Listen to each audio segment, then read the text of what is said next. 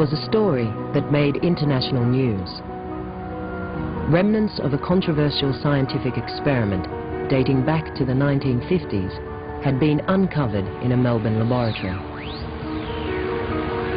Australia's Radiation Safety Authority has confirmed that the bodies of thousands of Australian children and adults were used in scientific nuclear tests without consent. The experiments lasted more than 20 years and involved reducing the bones of dead children to ash. In the largest survey of its type carried out anywhere, the bones of the dead had been analysed for one of the most poisonous substances on Earth, Strontium-90, a byproduct of nuclear weapons testing which can find its way into human bone through the milk of cows. The discovery of the bone samples raises more questions than it answers. Did radioactivity contaminate the milk supply? If so, who knew it was happening? And what effect did it have on the population? Some of the answers lie in the story of maverick Australian scientist Hedley Marston. In the mid-1950s, Marston risked his career when he discovered that the most powerful forces in the British Commonwealth were lying to the Australian public.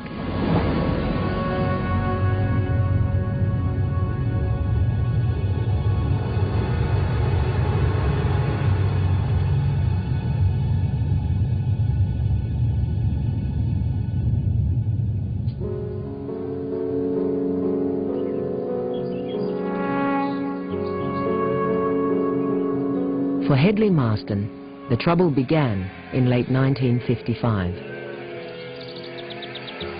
It was the height of the Cold War.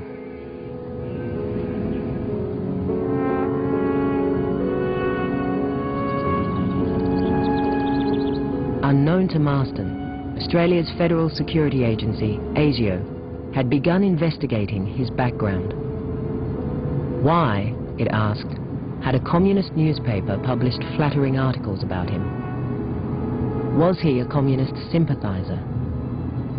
Those interviewed ridiculed the suggestion. Hedley Marston was a British patriot and the most celebrated biochemist in the country. I met Hedley as a child.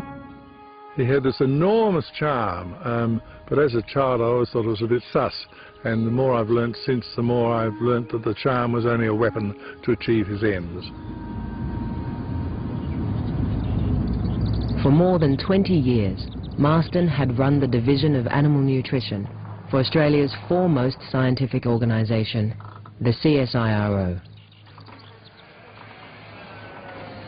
Throughout his career, he was feted by industrialists, artists, and the cream of society.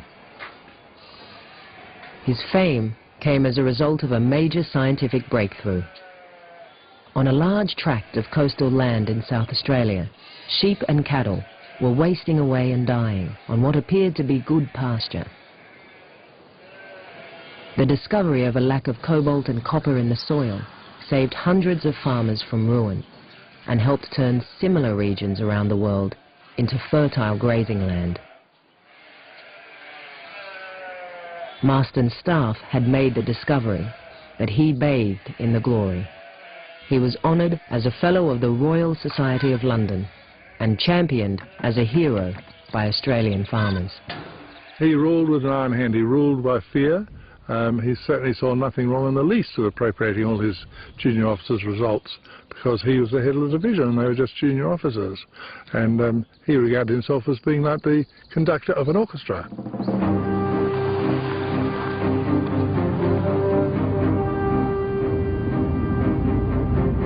In October 1955, ASIO gave Hedley Marston a security clearance. For an upcoming series of atomic weapons tests in Australia, the British wanted his help to set up top-secret radiation experiments with animals.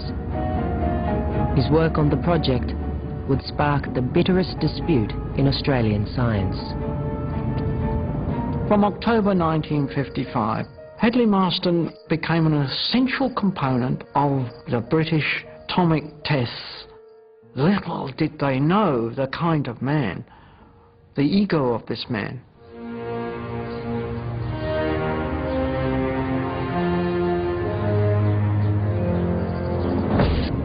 A letter to Fred White, Chief Executive Officer, CSIRO, personal and confidential. Dear Fred, it isn't necessary to thank me for my readiness to cooperate with the British in their atomic project. I'm uncooperative only with humbug.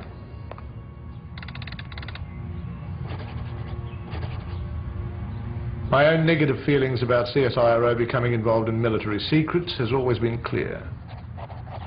Had the experiment been other than one concerned with the protection of civil populations, I would not so willingly agree to lend a hand. I understand the sensitivities involved. Yours, Hedley Marston.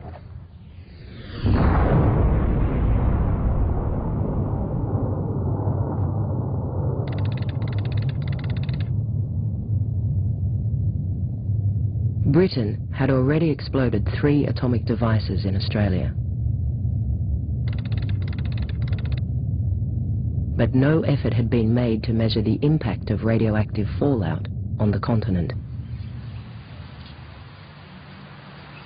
With a new round of tests due in 1956, the British asked Marston to supply animals and scientists to study the biological effects of fallout within a few hundred kilometres of the test site. With CSIRO's expertise with ruminants, the decision was made to use sheep and goats. Well, the animals were to be fed pasture, which was laid out in the anticipated line of fallout. And the pasture was collected and fed to the sheep. And then the animals were autopsied, and each organ was assessed for the presence of the various fallout products. The aim of the experiments was based on the fact that 3 or so major atomic bombs would obliterate Britain.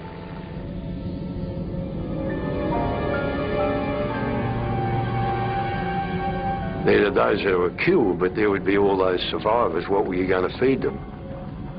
And the first question there was whether the fallout would be so dangerous that the requirement would be to shoot all the grazing animals, because the fission products that came out of the bomb would find their way into animals, and they would find their way even into food.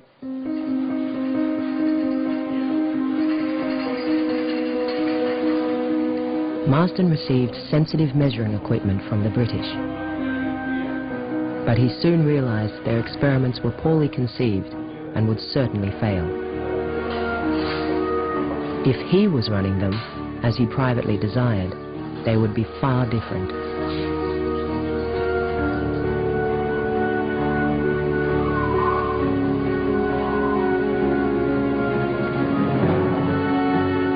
Hedley Marston decided this was the perfect opportunity to show his British counterparts how meaningful research should be carried out.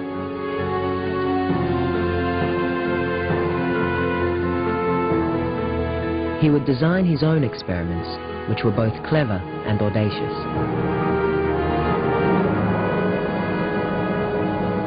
He would study the radioactivity that fell to Earth, not merely over a few hundred kilometres from the test site, but over the entire continent. He comes to see that there's a chance for him to gain even greater power and prestige by doing an experiment Australia-wide.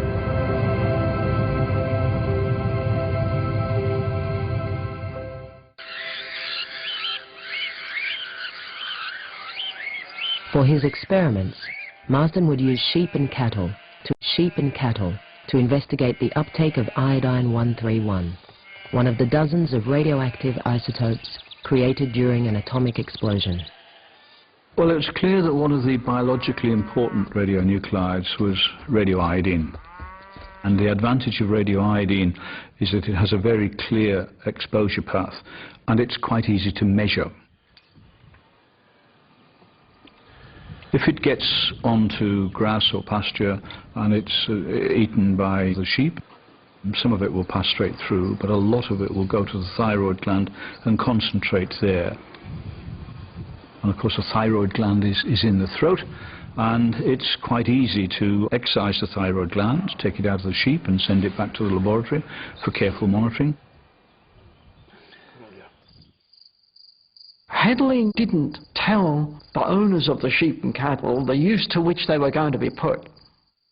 And that was going to be important for the British and Australian governments, that we kept this as quiet as possible.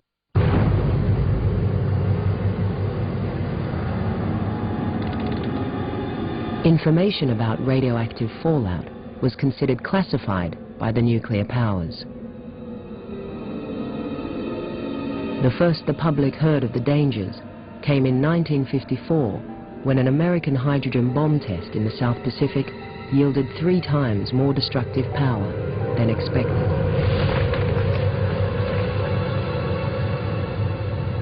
A vast radioactive cloud blew over the Marshall Islands.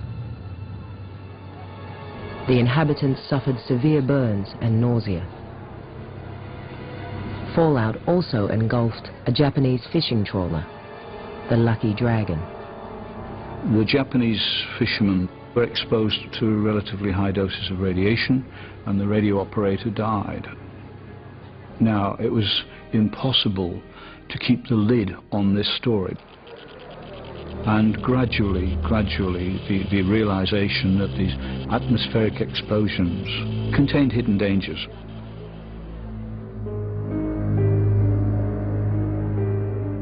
To alleviate growing public concern over fallout, Prime Minister Robert Menzies created an Atomic Weapons Test Safety Committee, manned by some of the nation's leading physicists and a meteorologist. Chief Defence Scientist Hedley Marston was named chairman, but the dominant force on the committee was brilliant British-born physicist Ernest Titterton. During the war, at the age of 29, he triggered the world's first atomic explosion in the Nevada desert.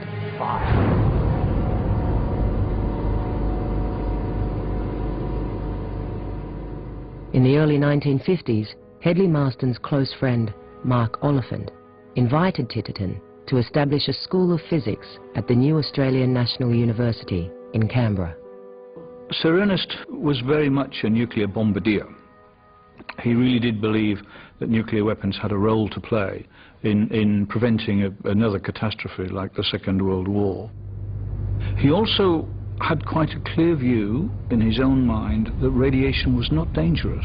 So putting somebody like that in charge of the safety of the Australian public and controlling fallout was very much like a poacher becoming a gamekeeper.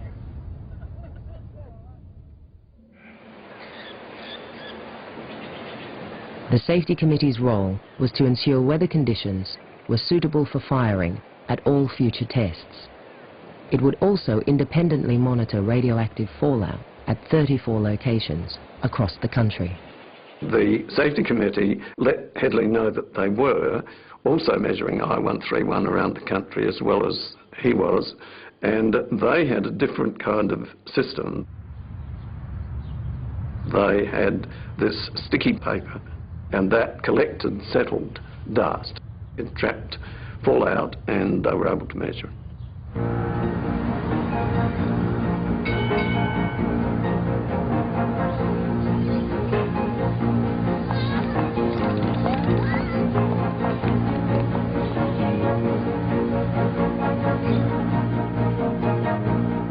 After months of preparation, Marston was ready for the most secret and politically sensitive project in the history of CSIRO. But then Britain changed its plans. With Cold War tensions increasing, it would now urgently explode 2 atomic devices on the Montebello Islands off West Australia, the site of its first test 4 years earlier.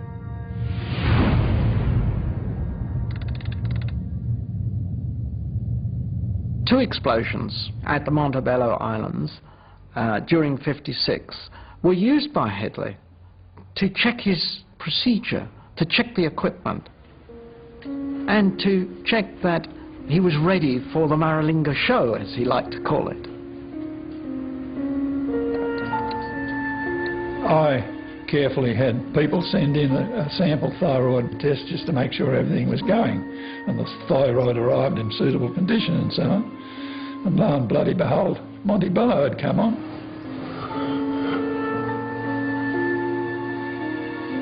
Letter to Dr. Fred White, Chief Executive Officer, CSIRO. Secret. We have found conclusive proof that a band of airborne radioactivity has passed over northern Australia in the last 10 to 12 days. We should be able to trace its course from the findings of the routine examinations of thyroids that are being made here. Insofar as I can judge, there's no reason to become excited about the implied hazard. Yours, Hedley.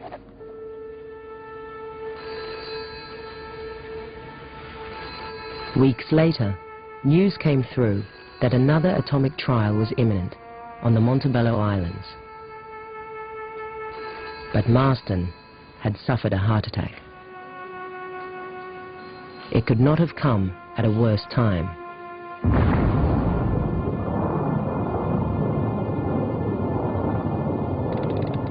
An official press release claimed it was a small atomic device, but at almost 8 times the destructive power of the bomb dropped on Hiroshima. This was Britain's largest atomic test so far. Instead of sending the radioactive fallout out to sea, it went right across the whole of the northern half of Australia.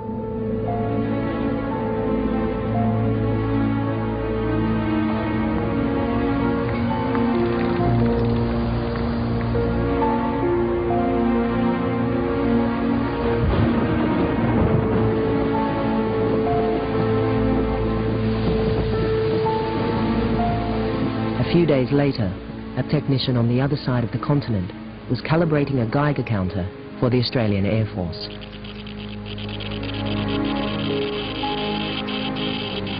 On this particular day, I had one unit which would not respond to its normal calibration. Its background was substantially higher than a normal background count, and I walked around with a thing in my hand, thinking, what can it be, where have I gone wrong?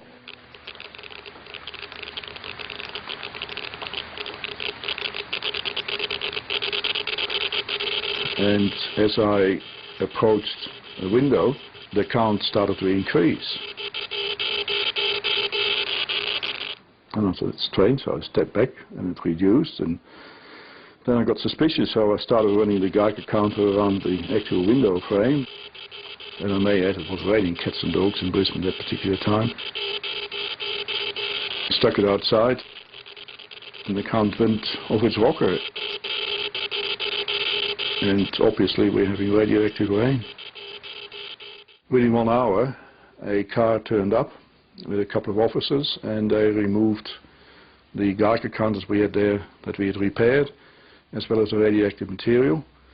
And the owner of the business informed me there that I had to not to mention to anyone or even talk about it, because that he was now under the Official Secrets Act. And I never discussed with anybody since.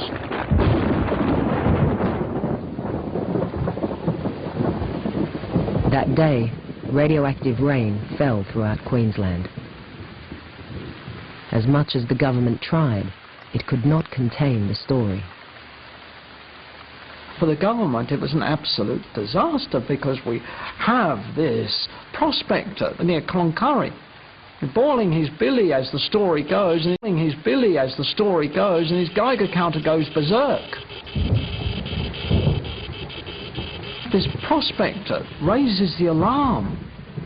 It's not subject to the Official Secrets Act, and it hits the national press. Now, the Minister of Supply, Howard Beale, has written in his autobiography, it could have lost him his job. So it was a massive problem for the government. Meanwhile, fresh animal thyroids were arriving at Marston's laboratory from across the nation.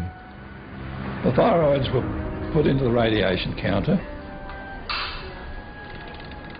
The results were noted, and they were hot. I alone had the results, which were hot. The claims of atomic rain were true. Iodine levels in animal thyroids were up to 4,000 times higher than expected. The fallout area was enormous, ranging from Alice Springs in Central Australia to Rockhampton on the northeast coast of the continent. I rang Professor Martin, who was a member of the Australian Safety Committee. He doesn't want to know. It was awful. The data was sent to London, to the scientific mastermind of the tests, Sir William Penny. The telegram stated bluntly, there may be political danger. But according to the British, the radioactive iodine levels were well within safe levels, and there was no danger to the Australian population. Hedley had a heart attack and was in hospital during the time that these results were coming. His assistant came to me and pleaded with me not to tell him, which I didn't do. He came out of hospital and was absolutely furious that he hadn't been told. On his return to the laboratory, Marston secretly recorded a conversation with the Safety Committee chairman, Hedley Marston. He accused the committee and the British and Australian governments of lying to the population.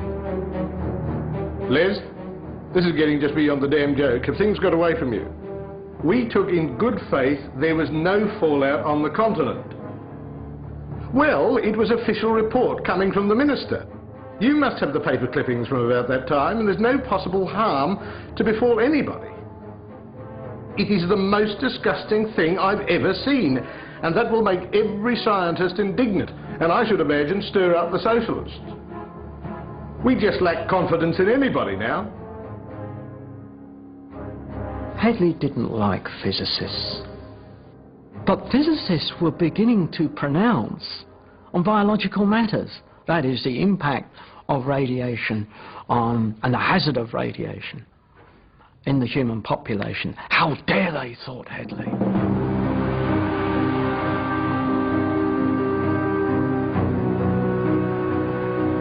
Marston's doctor ordered him to cut back on his workload, but he was determined to continue his experiments to see if the Safety Committee was looking after British or Australian interests.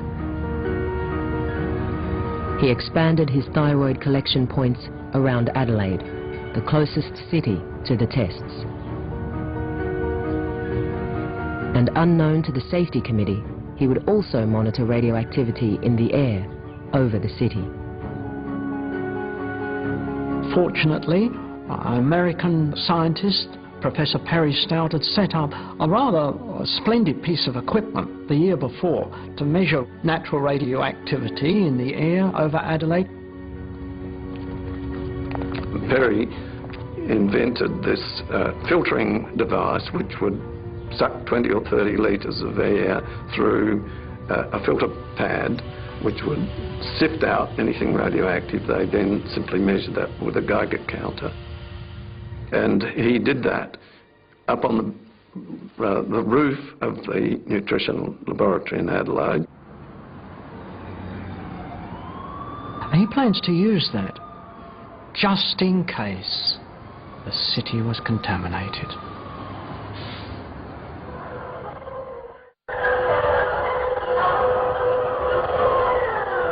Maralinga, South Australia, September the 27th, 1956.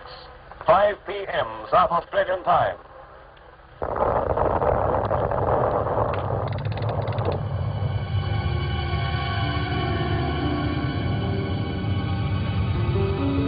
Letter to Mark Oliphant, private and confidential.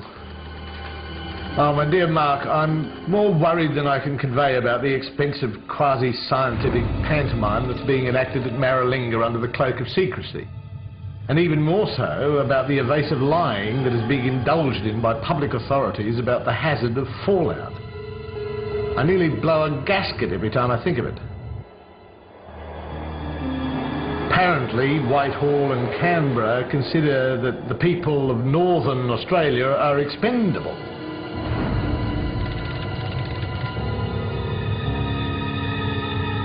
By comparison to all its predecessors, the third Maralinga test was small. Politically, it was the most explosive. Minutes after detonation, the wind changed direction. Part of the radioactive cloud was blown in the direction of Adelaide. There was a lady here hanging the washing up, looking up in the air to the line and facing the west. And she said she noticed a very unusual reddish-brown cloud, huge, stretching for miles, and very high. And she thought, that's odd, it didn't look like clouds.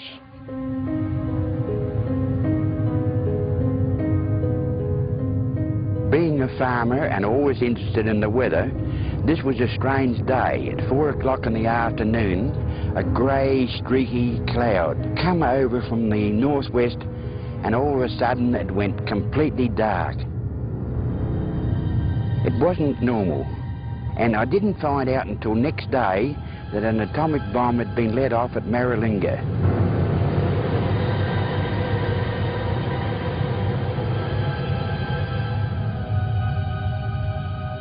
Hedley Marston got quite angry when he read the official pronouncement that skilled men working through the night had found no evidence of any radioactive material. My cynical view is that it must have been too dark for them to read their Geiger counters. In the days following the test, Marston took thyroids from sheep at 2 research stations close to Adelaide.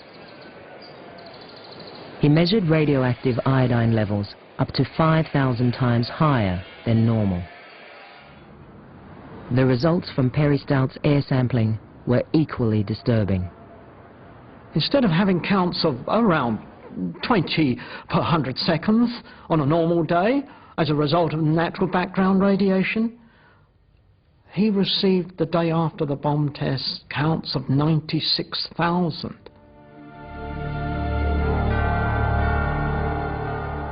The people of Adelaide were never told. The people of the little towns along the way between Maralinga and Adelaide, they were never told. And if they'd read their local paper, they would have read the opposite, that all was well with the tests.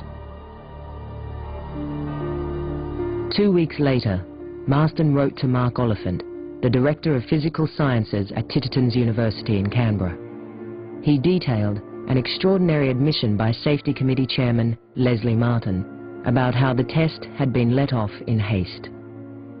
Dear Mark, Les Martin became quite cock-a-hoop when I asked him if he had any record of fallout over Adelaide. He said, I can talk with complete authority, there's been no fallout over Adelaide, none whatsoever.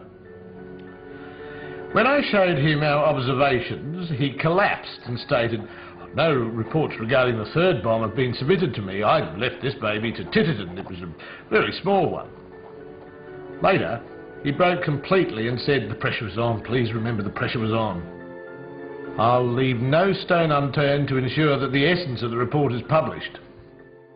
His reaction was to make it public, and extremely incensed that the physicists involved were just as determined not to have it made public.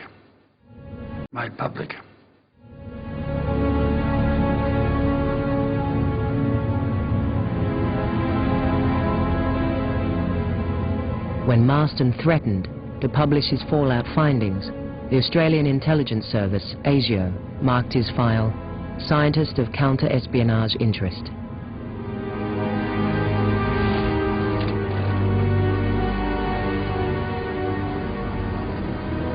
Marston was convinced he was being spied on, that his phone was being tapped and that his mail was being interfered with. My dear David, the secret police have been tampering with my private mail. Perhaps they imagined they could frighten me into silence. I endured this indignity for long enough to obtain complete proof, and then asked the people responsible to cease their nonsense or I'd call for a public inquiry. Arrogance and this sort of thing is rapidly changing Anglophiles into Anglophones. Marston realises that he's in a very dangerous situation. Not only are the British wanting to curtail the experiments, the security net is closing in.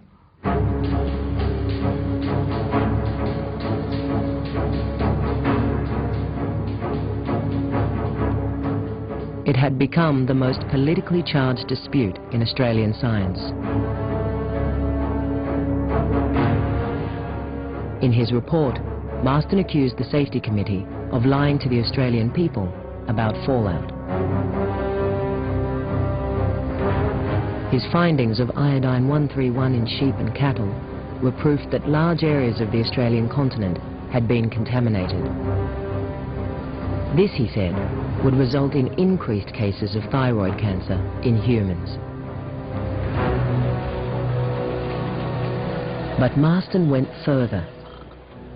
The presence of iodine-131 in animals, he said, meant that an even more dangerous radioactive isotope had contaminated the food chain, Strontium-90.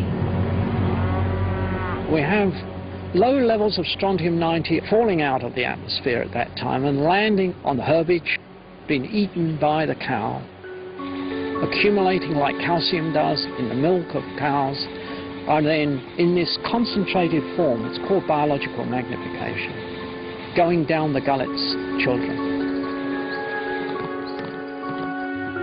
When humans drink that milk, babies and children in particular, who are laying down bone very quickly, their bones are the places where the strontium and the calcium eventually wind up, and once it's there, it doesn't go away again. It stays there with its 29 years half-life. So in 29 years, half the activity is still there. In 58 years, a quarter of the activity is still there.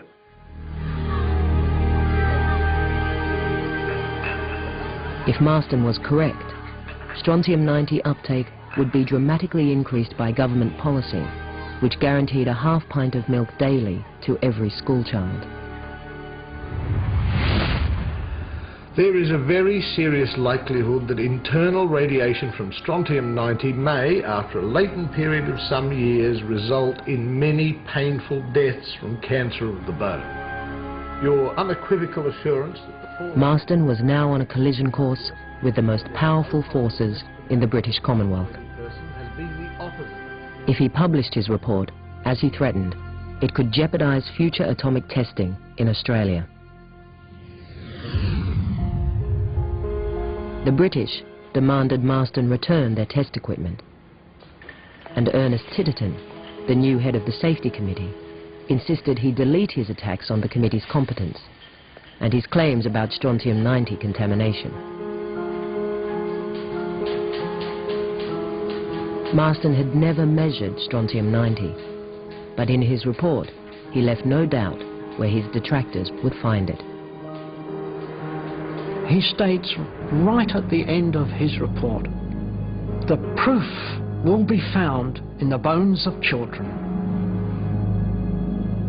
All one has to do is to examine the Strontium-90 load in the bones of deceased people, and particularly children, in the coming decades to show that I am right.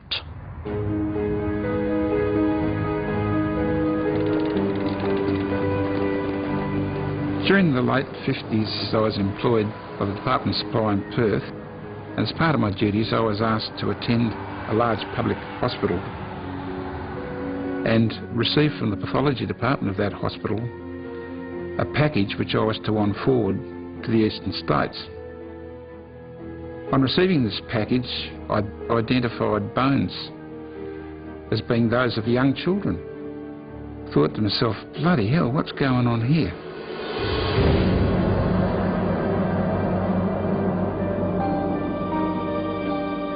Soon after Marston delivered his report, the Safety Committee contacted pathologists in every capital city. They were asked to provide bones from bodies undergoing autopsy. I was able to talk to the people in the pathology department as to what this was all about. And I was told that the bones were taken to the eastern states, they were ashed and analysed for the presence of strontium-90. Throughout 1958, more than 400 bone samples were analysed. In all cases, the next of kin were never told.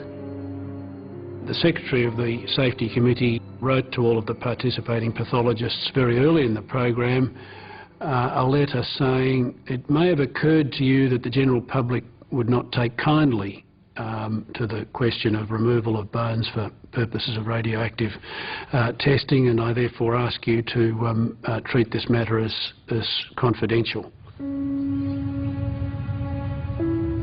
The bones of people of all ages were analysed, but the Safety Committee requested as many from babies and stillborns as possible. We know that in some cases whole femurs of babies were taken out. They've little tiny bones, maybe only that big.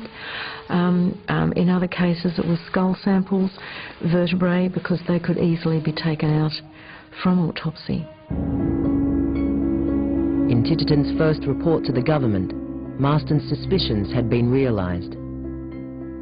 Strontium-90 was indeed widespread in the Australian population. Infants showed levels up to 5 times higher than adults.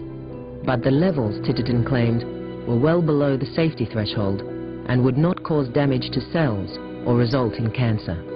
The issue was that there was no real knowledge of whether there was a threshold value below which it was safe to get radioactivity. The Safety Committee assumed there was. Hedley said there's no evidence for that, and you have no right to reassure the public that they are not in any danger. It was a question now dividing scientists around the globe. Was there a safe level of radioactive fallout? According to the best estimates of geneticists, all of whom agree, 15,000 children are sacrificed for every large bomb tested.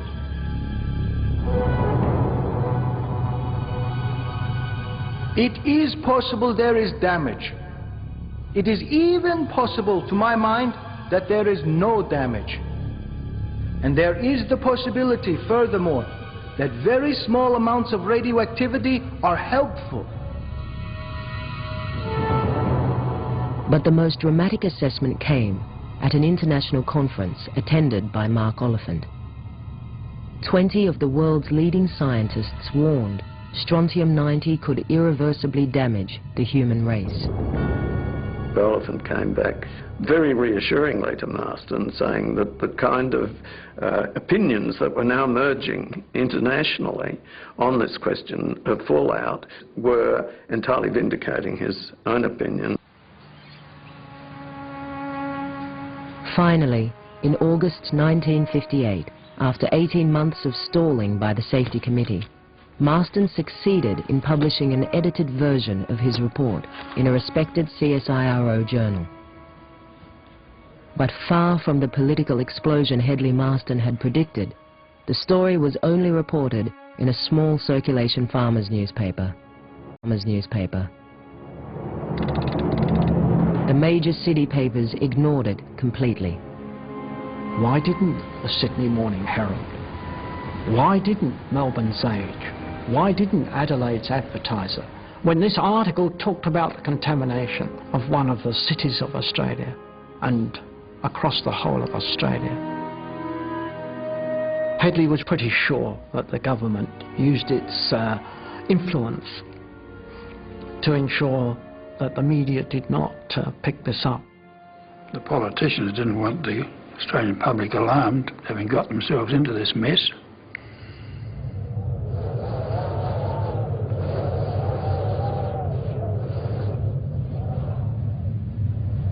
Despite the weight of Marston's evidence, the public remained largely unaware that atomic testing had contaminated much of their country.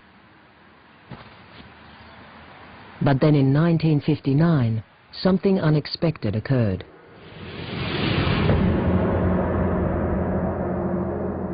During the second year of the Strontium-90 survey, radiation in the bones of children increased by 50%, even though Britain and the other nuclear powers had agreed to a freeze on atomic testing. Such a dramatic increase meant that some of the contamination was coming from elsewhere.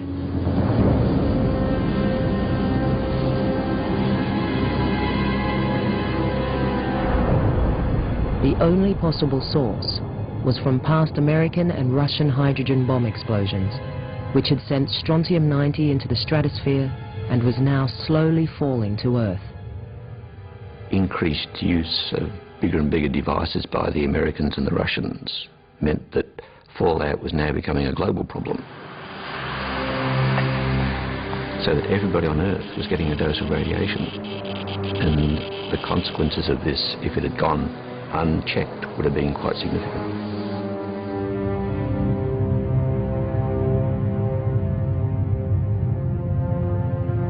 Regardless of dramatic increases in reported cases of leukemia in many countries, the nuclear powers resumed atmospheric testing in the early 1960s.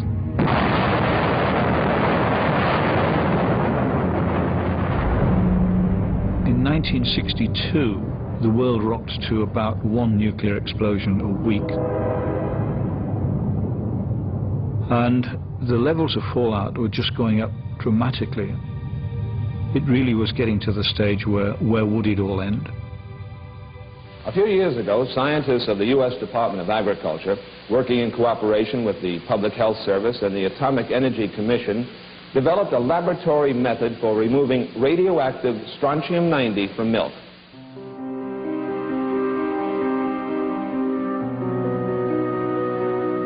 As Hedley Marston had discovered, Strontium-90 was indeed the Achilles heel of nuclear weapons advocates. The loss of even one human life, or the malformation of even one baby, who may be born long after all of us have gone, should be of concern to us all. Our children and grandchildren are not merely statistics towards which we can be indifferent, nor does this affect the nuclear powers alone. These tests befoul the air of all men.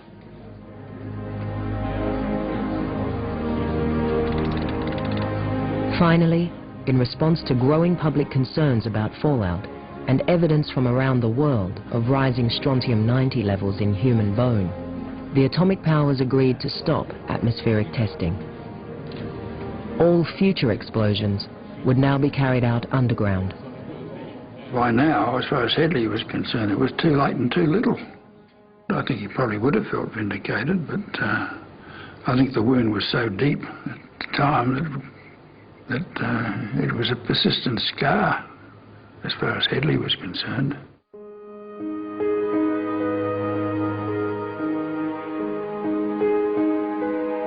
The minister had stated that no fallout went over a major city in Australia, and Hedley knew that it did.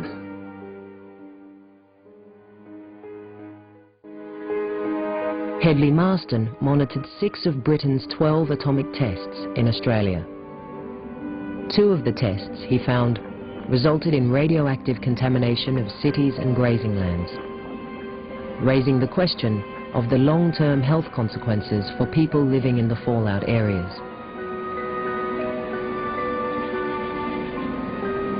I've been told by a number of people that they remembered a cloud coming down the valley of Nantawara that related to the Maralinga tests.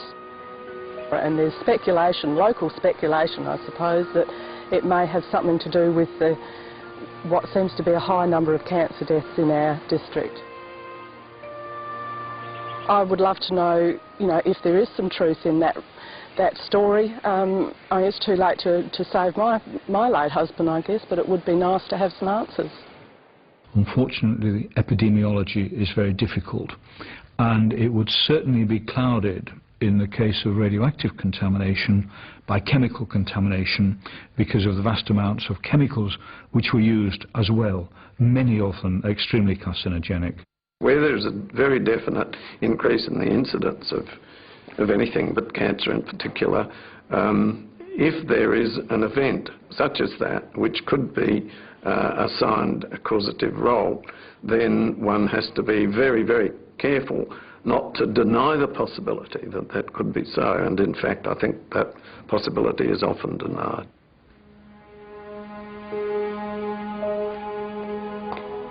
The true impact of atomic testing on the Australian population may never be known.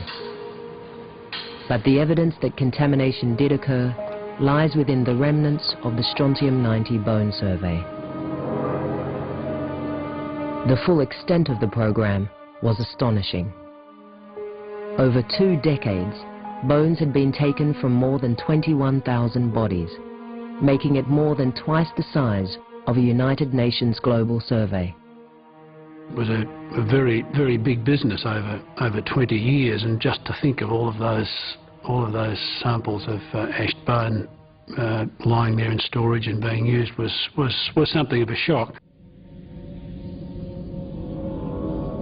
The enormity of the bone survey raises questions about the motives of the Safety Committee, in particular its driving force, Ernest Titterton. Did he have a real concern for the welfare of the population, or could there have been either a personal or political motive? This huge survey, perhaps 1,000 bones a year, I can't believe that there wasn't fear here in Titterton's heart, that he was extremely concerned to protect himself. One way perhaps of doing this was to go over the top in terms of proving his innocence, if you like, or proving Hedley wrong. It was possible through the cooperation of the hospitals and pathologists to actually sample human bones of individuals who had died. Was there any radioactivity in any of the human bones? Yes, there's radioactivity in you and in me as we sit here. You've got loads of radium in your bones, you've got loads of potassium in your soft tissues, and you've got, as everybody else on Earth has, small amounts of materials from nuclear weapons testing carried out by the Russians, the Americans, the British, the French, and the Chinese. But the levels are so small that they have absolutely zero effect on you. Titterton was right in the sense when he said it would not be a major radiation hazard for the Australian population. Where he was wrong is in saying that there was no hazard. It was not the sort of thing you would expect people of their standing to actually state. And so those sorts of assurances were being given for political, not scientific reasons.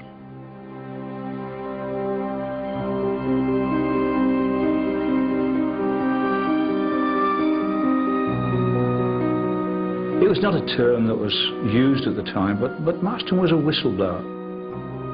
He found out that lies were being told to the Australian public, and he wanted to bring this to the attention of the Australian public, and for a long time he was kept away from doing that.